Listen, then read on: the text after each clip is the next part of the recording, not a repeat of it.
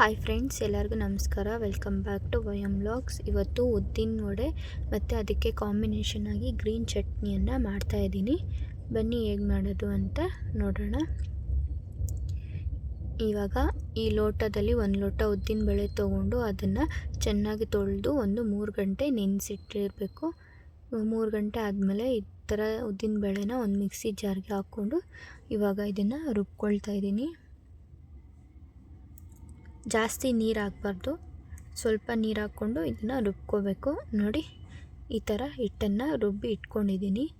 ಇವಾಗ ಇದಕ್ಕೆ ಒಂದು ಸ್ವಲ್ಪ ಕೊಬ್ಬರಿಯನ್ನು ಸಣ್ಣಕ್ಕೆ ಕಟ್ ಮಾಡ್ಕೊಂಡಿದ್ದೆ, ಅದನ್ನು ಹಾಕ್ತಿದ್ದೀನಿ. 1-2 ಹಸಿಮೆಣ್ಸಿನ್ಕಾಯಿ, ಒಂದು ಸ್ವಲ್ಪ ಕಾಳು ಮೆಣಸು, 1.5 ಸ್ಪೂನ್ ಅಕ್ಕಿ ಹಿಟ್ಟು,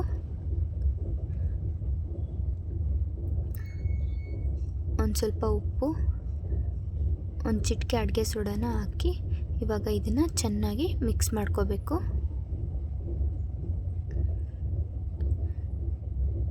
ನೋಡಿ, ಈ ಥರ ಚೆನ್ನಾಗಿ ಮಿಕ್ಸ್ ಮಾಡಿ ಇಟ್ಕೊಂಡಿದ್ದೀನಿ. ಇವಾಗ ಎಣ್ಣೆ ಕಾಯಕ್ಕಿಟ್ಟಿದ್ದೆ ಬಾಣಲಿಯಲ್ಲಿ. ಎಣ್ಣೆ ಕಾದ್ಮೇಲೆ ಈ ಥರ ವಡೆನ ಹಾಕ್ಕೊಳ್ತಿದ್ದೀನಿ. ನೋಡಿ, ಈ ಥರ ಒಂದೊಂದೇ ವಡೆನ ಮಾಡಿ ಎಣ್ಣೆಯಲ್ಲಿ ಹಾಕ್ಕೊಂಡು ಚೆನ್ನಾಗಿ ಫ್ರೈ ಮಾಡ್ಕೋಬೇಕು.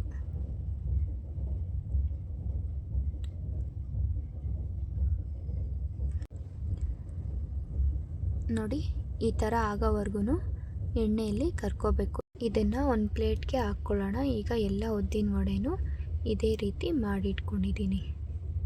ಇವಾಗ ಗ್ರೀನ್ ಚಟ್ನಿ ಹೇಗೆ ಮಾಡೋದು ಅಂತ ನೋಡೋಣ.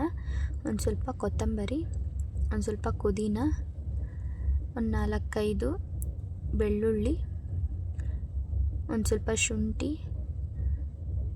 ಒಂದು 4 ಹಸಿಮೆಣ್ಸಿನ್ಕಾಯಿ, ಒಂದು ಸ್ವಲ್ಪ ಹುರ್ಗಡ್ಲೆ, ಒಂದು ಸ್ವಲ್ಪ ಜೀರಿಗೆ, ಸ್ವಲ್ಪ ಉಪ್ಪು,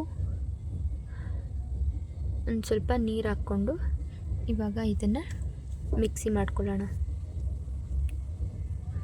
ನೋಡಿ, ಇವಾಗ ಮಿಕ್ಸಿಗೆ ಹಾಕಿ ಚಟ್ನಿನ ರುಬ್ಕೊಂಡಿದ್ದೀನಿ. ಇವಾಗ ಇದನ್ನು ಸರ್ವ್ ಮಾಡ್ಕೊಳ್ಳೋಣ. ನೋಡಿ, ಉದ್ದಿನ ವಡೆ ಗ್ರೀನ್ ಚಟ್ನಿ ರೆಡಿಯಾಗಿದೆ. ತುಂಬ ಚೆನ್ನಾಗಿರುತ್ತೆ ಗ್ರೀನ್ ಚಟ್ನಿ ಜೊತೆ ಉದ್ದಿನ ವಡೆ. ನೀವು ಒಂದ್ಸರಿ ಟ್ರೈ ಮಾಡಿ. ಹಾಗೆ ಈ ವಿಡಿಯೋ ನಿಮಗೆ ಇಷ್ಟ ಆದರೆ ಪ್ಲೀಸ್ ಸಬ್ಸ್ಕ್ರೈಬ್ ಮಾಡ್ಕೊಳ್ಳಿ. Thank you.